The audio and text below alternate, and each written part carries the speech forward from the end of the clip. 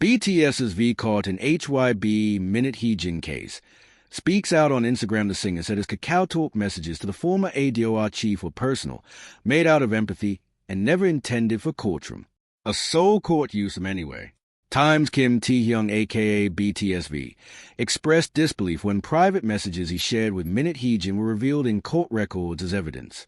Times those messages surfaced during a Seoul Central District Court ruling, which favored Min, ordering HYBE to pay around 25.5 billion Korean wons.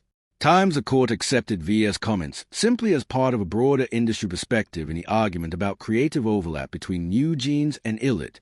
Kim Taehyung, the BTS member known as V, broke his silence on February 20th after learning that private messages he exchanged with Min Hee-jin had been entered as evidence in a legal fight with HYBE.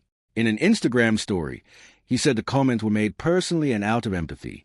They were never meant for public consumption or courtroom use, he wrote, adding that he had not taken sides in the dispute. According to court filings, Min's legal team submitted screenshots from a KakaoTalk conversation with V to support her claim that HYBE's newer girl group ILLIT borrowed creative elements from NewJeans, the act she built at ADOR. In the exchange, V reportedly said he had noticed conceptual similarities between the two groups.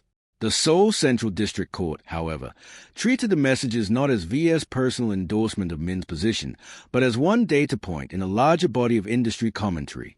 Court sides with Min Hee-jin, rebukes HYBE's conduct.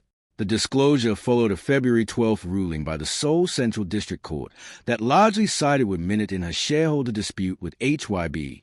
The court upheld Min's exercise of a put option under her contract and ordered HYBE to pay approximately KRW 22.4 billion, tilde $15.5 million, to Min, plus KRW 1.7 billion and KRW 1.4 billion to two other former ADOR executives, for a combined payout of roughly KRW 25.5 billion, tilde $17.7 million. HYBE filed an appeal on February 20th. The court directed pointed criticism at HYBE. It found that the company, not Min, first damaged the relationship by turning an internal disagreement into a public spectacle.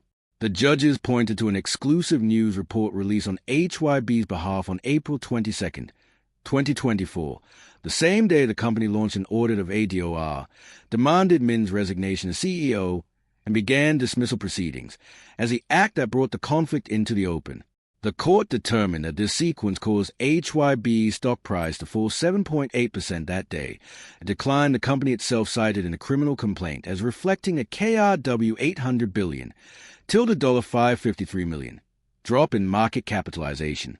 Separately, the court dismissed claims that Min had sought to seize control of ADOR or misappropriate NewJeans as unsubstantiated and speculative. The ruling also credited Min with building ADOR's value.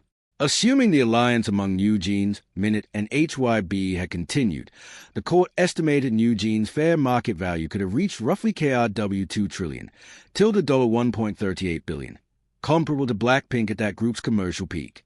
The court further confirmed that HYBE founder Bang Se-you produced ILLIT's debut album, a finding that added fuel to the creative overlap debate.